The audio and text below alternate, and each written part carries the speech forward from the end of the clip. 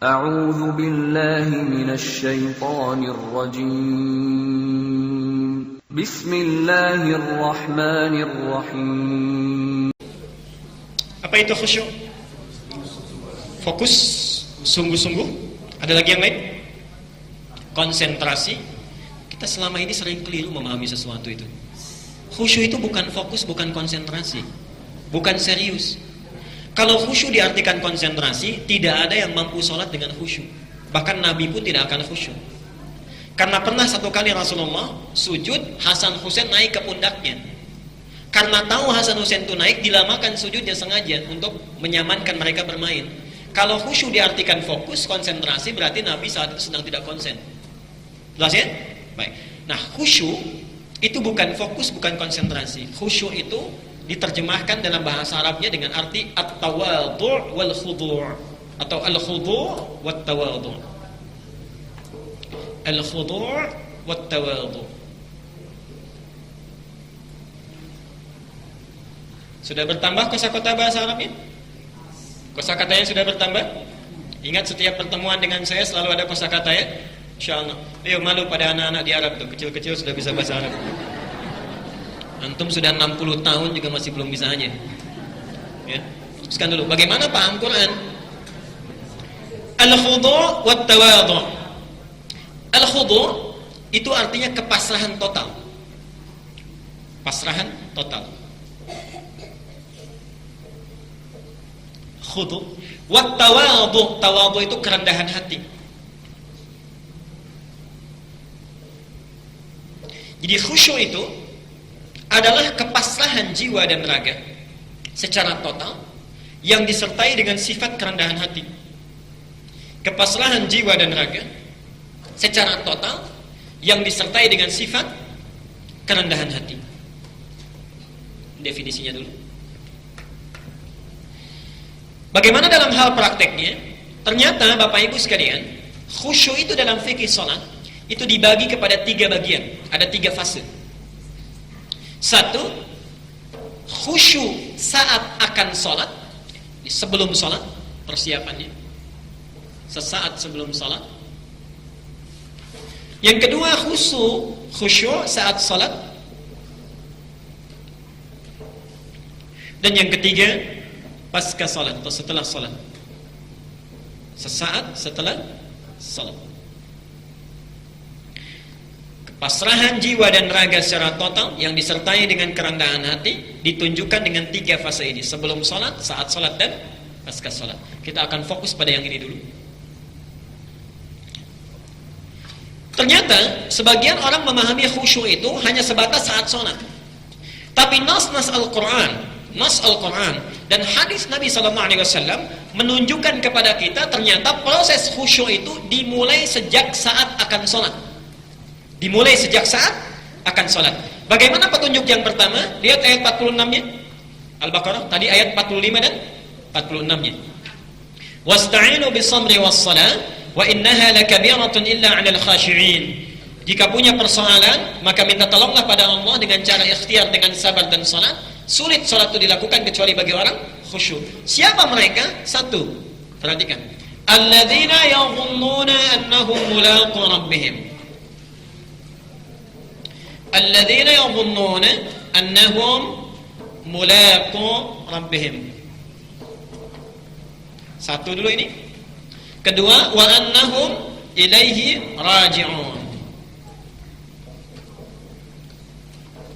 Ayat 46. Perhatikan sini. Orang khusyuk itu siapa mereka? Alladzina yadhunnuna, yaitu orang-orang yang sebelum sholat, bukan saat sholat. Orang-orang yang sebelum sholat, yadhunnuna, dia telah sangat merasakan annahum mulaqu rabbihim, dia akan bertemu menghadap kepada Tuhannya. Di ciri orang khusyuk itu sebelum sholat dia sudah punya rasa, sudah akan yakin menghadap, memenuhi undangan Allah, menghadap kepada Allah Subhanahu wa ta'ala. Baik, tadi azan apa artinya? Baik, telinga secara bahasa ya, didengar oleh kita. Secara fikihnya panggilan Allah untuk menghadap kepadanya. Nah, orang khusyuk itu Saat dia akan sholat ditunaikan, mendengar panggilan itu, dia sudah merasa, oh sekarang sudah diundang oleh Allah. Oke, sudah diundang oleh Allah. Nah, sekarang saya tanya pada Bapak Ibu sekalian, sekarang jam 9 lewat 2 menit. Kalau kita jam 10, alhamdulillah, jam 10 kita diundang oleh Pak Gubernur untuk insya Allah brunch, breakfast and lunch, ya. Nanti, nggak sekarang puasa ya, membawa bekal brunch misalnya, baik. Dikasih sembako, diundang sekaligus audiensi. Kira-kira pakai baju kayak gini atau ganti? Naikkan tawarannya, diundang presiden jam 12 di Istana Negara, kita akan berangkat, ganti seperti ini atau gini saja? Ganti baju, pakai minyak wangi, kalau perlu 5 meter sebelum datang sudah tercium, kan? Dan jangan lupa bawa proposal yang belum tentu dikabulkan. Kalau antum bertemu dengan sosok manusia saja, persiapan kita sudah sedemikian bagus adanya, dijadikan kita siap-siap dengan baik, parfumnya baik, pakaiannya baik dan sebagainya, yang permohonan kita belum tentu dikabulkan. Kenapa ketika dipanggil oleh Allah penampilan kita biasa-biasa saja? Karena itulah ciri orang khusyuk ketika dipanggil oleh Allah. Apa persiapannya? 1. Al-A'raf ayat 31, Quran surat 7 ayat 31. Ya bani Adam khudhu zinatakum 'inda kulli masjid. Wahai anak cucu Adam, setiap engkau mau ke masjid, dalam konteks ini mau salat, setiap mau salat kenakan pakaian terbaikmu. Khudhu zinatakum, subhanallah, diundang Allah. Diundang oleh Allah, akan dikabulkan permintaan kita, dimaafkan kalau salah, diampuni kalau berdosa, dan subhanallah sehari minimal diundang 5 kali. Ada nggak bupati ngundang kita sehari 5 kali? Nggak ada. Allah mengundang kita sehari 5 kali, ingin mengabulkan setiap permohonan kita, ingin memaafkan kita, mengampuni setiap dosa kita. Hadisnya berlaku, salat antara satu dengan yang lainnya bisa menjadi kafarat antara dosa-dosa yang dilakukan di antara itu. Hadis riwayat Muslim nomor hadis 233. Jelas di situ. Oke. Sekarang kita sudah diundang, kata Al-Quran langsung ini, setiap memenuhi undangan Allah, ya bani Adam, wahai anak cucu Adam, khudhu zinatakum, kenakan pakaian terbaikmu, inda kulli masjid, setiap akan memenuhi undangan Allah Subhanahu wa taala, khususnya di masjid. Jelas sampai sini? Jadi orang khusyuk itu dari pakaiannya sudah kelihatan. Kalau bapak tidak percaya, ibu tidak percaya, silahkan mulai keluar dari sini, saat akan salat zuhur, penampilan kita bedakan. Antum pakaiannya ganti dengan bagus, kenakan minyak wangi yang baik misalnya, itu akan lain salatnya. Demi Allah saya katakan, akan lain salatnya. Rasakan akan bertemu dengan Allah Subhanahu wa taala. Saya kalau pulang dari sini hari Ahad, lewat ke satu tempat itu seringkali menangis Pak Ibu. Orang untuk musyrik saja di hari Ahad, itu pakaiannya bagus-bagus.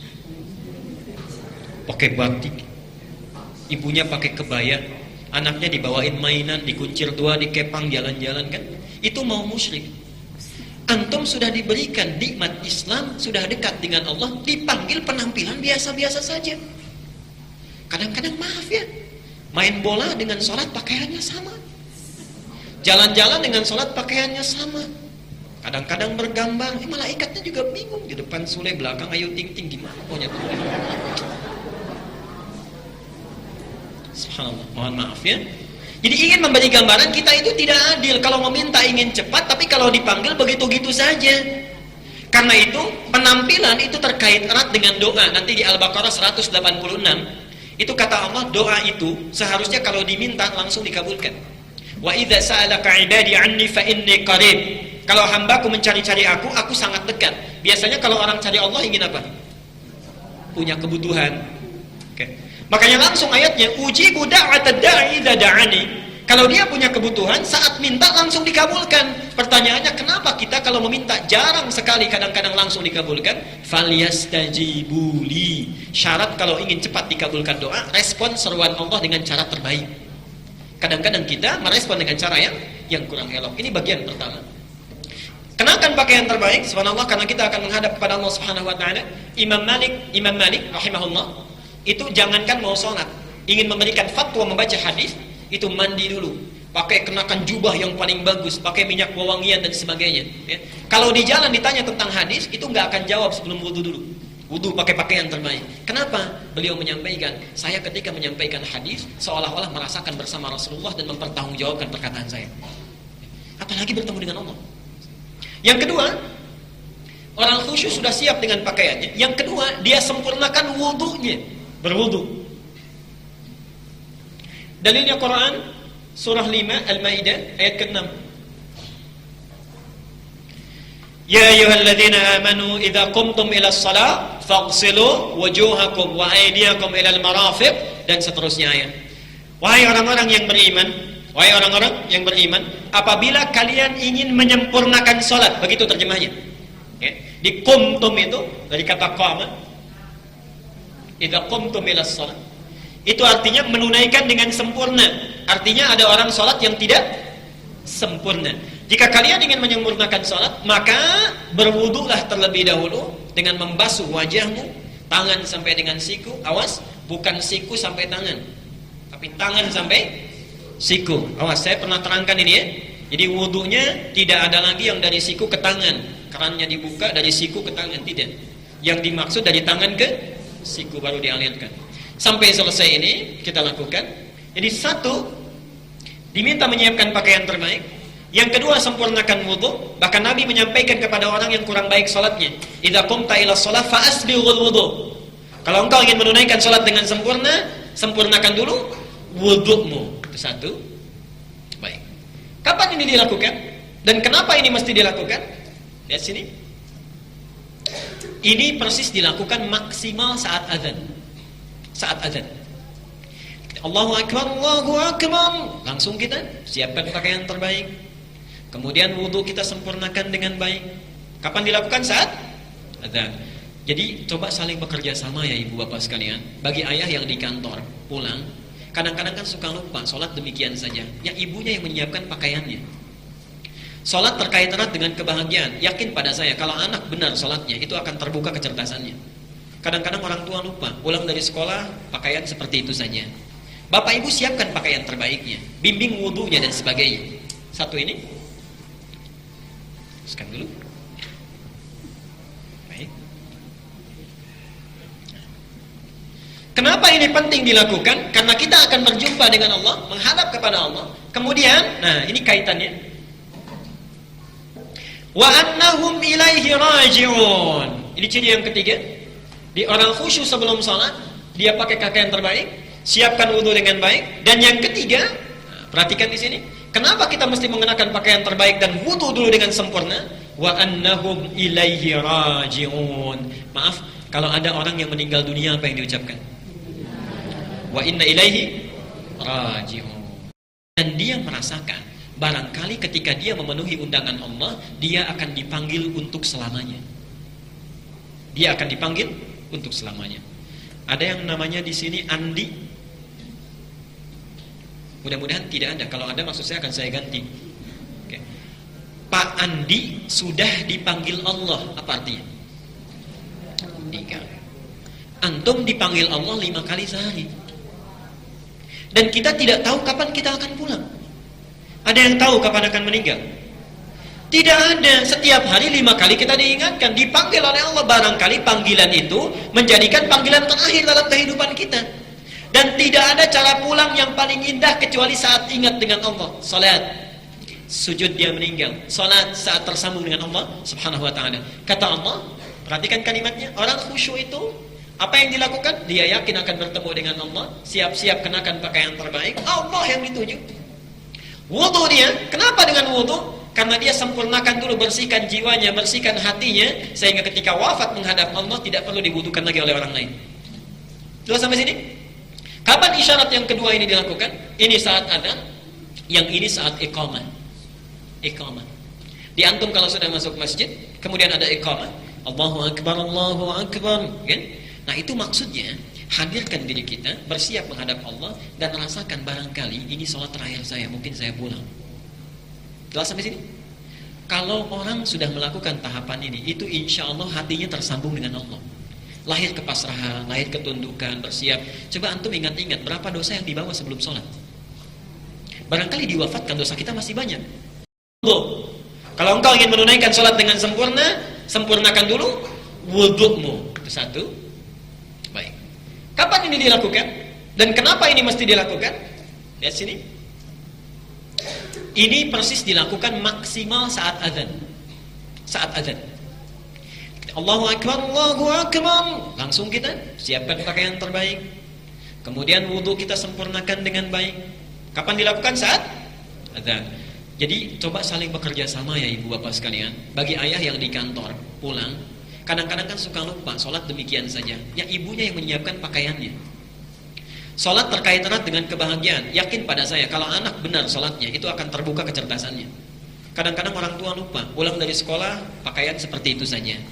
Bapak ibu siapkan pakaian terbaiknya, bimbing wudhunya dan sebagainya. Satu ini, teruskan dulu. Baik. Kenapa ini penting dilakukan? Karena kita akan berjumpa dengan Allah, menghadap kepada Allah. Kemudian, nah ini kaitannya. Wa annahum ilaihi raji'un. Ini ciri yang ketiga. Di orang khusyuk sebelum salat, dia pakai pakaian terbaik, siapkan wudhu dengan baik. Dan yang ketiga, perhatikan di sini. Kenapa kita mesti mengenakan pakaian terbaik dan wudhu dulu dengan sempurna? Wa annahum ilaihi raji'un. Maaf, kalau ada orang yang meninggal dunia apa yang diucapkan? Wa inna ilaihi raji'un. Dan dia merasakan barangkali ketika dia memenuhi undangan Allah, dia akan dipanggil untuk selamanya. Dia akan dipanggil untuk selamanya. Ada yang namanya di sini Andi. Mudah-mudahan tidak ada. Kalau ada maksud saya akan saya ganti. Oke. Pak Andi sudah dipanggil Allah. Apa artinya? 3. Antum dipanggil Allah 5 kali sehari. Dan kita tidak tahu kapan kita akan pulang. Ada yang tahu kapan akan meninggal? Tidak ada. Setiap hari 5 kali kita diingatkan, dipanggil oleh Allah. Barangkali panggilan itu menjadikan panggilan terakhir dalam kehidupan kita. Dan tidak ada cara pulang yang paling indah kecuali saat ingat dengan Allah. Salat, sujud dia meninggal. Salat saat tersambung dengan Allah Subhanahu wa ta'ala. Kata Allah, perhatikan kalimatnya, orang khusyuk itu apa yang dilakukan? Dia yakin akan bertemu dengan Allah, siap-siap kenakan pakaian terbaik. Allah yang dituju. Wudu dia, kenapa dengan wudu? Karena dia sempurnakan dulu, bersihkan jiwanya, bersihkan hatinya, sehingga ketika wafat menghadap Allah tidak perlu dibutuhkan lagi oleh orang lain. Jelas sampai sini? Kapan isyarat yang kedua ini dilakukan? Ini saat adzan, yang ini saat iqamah. Iqamah. Di antum kalau sudah masuk masjid, kemudian ada iqamah, Allahu Akbar, Allahu Akbar, kan? Nah itu maksudnya, hadirkan diri kita, bersiap menghadap Allah, dan rasakan barangkali ini sholat terakhir saya, mungkin saya pulang. Jelas sampai sini? Kalau orang sudah melakukan tahapan ini, itu insya Allah hatinya tersambung dengan Allah. Lahir kepasrahan, lahir ketundukan, bersiap. Coba antum ingat-ingat berapa dosa yang dibawa sebelum sholat. Barangkali diwafatkan dosa kita masih banyak. Siap kenakan pakaian terbaik, Allah yang dituju. Wudu dia, kenapa dengan wudu? Karena dia sempurnakan dulu, bersihkan jiwanya, bersihkan hatinya, sehingga ketika wafat menghadap Allah tidak perlu dibutuhkan lagi oleh orang lain. Jelas sampai sini? Kapan isyarat yang kedua ini dilakukan? Ini saat adzan, yang ini saat iqamah. Iqamah. Di antum kalau sudah masuk masjid, kemudian ada iqamah, Allahu Akbar, Allahu Akbar, kan? Nah itu maksudnya, hadirkan diri kita, bersiap menghadap Allah, dan rasakan barangkali ini sholat terakhir saya, mungkin saya pulang. Jelas sampai sini? Kalau orang sudah melakukan tahapan ini, itu insya Allah hatinya tersambung dengan Allah. Lahir kepasrahan, lahir ketundukan, bersiap. Coba antum ingat-ingat berapa dosa yang dibawa sebelum sholat. Barangkali diwafatkan dosa kita masih banyak. Melakukan tahapan ini, itu insya Allah hatinya tersambung dengan Allah. Lahir kepasrahan, lahir ketundukan, bersiap. Coba antum ingat-ingat berapa dosa yang dibawa sebelum sholat. Barangkali diwafatkan dosa kita masih banyak. Barangkali diwafatkan dosa kita masih banyak.